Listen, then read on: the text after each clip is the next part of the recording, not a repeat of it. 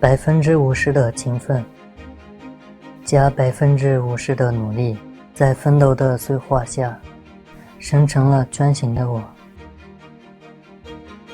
在来这里之前，我是一个医学检测专业的学生，现在我成为了一名水泥品质化验员。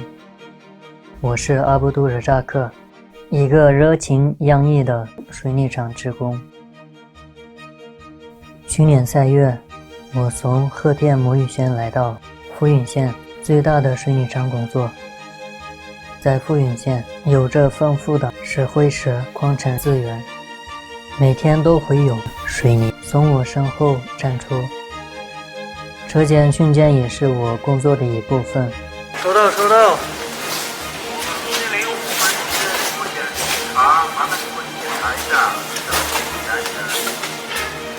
收到。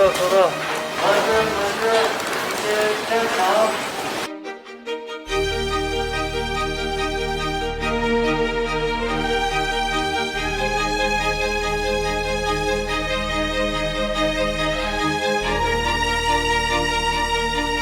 食堂的饭特别好吃，选择也很多。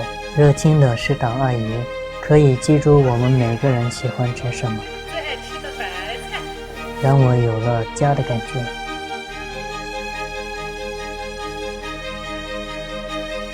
我现在每个月的工资都有5000块左右，每年都会上调，让我充满了干劲。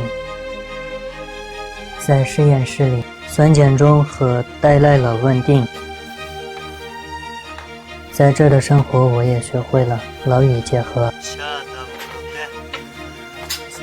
这份工作让我特别有归属感，感觉自己就是在一个大家庭里，特别幸福。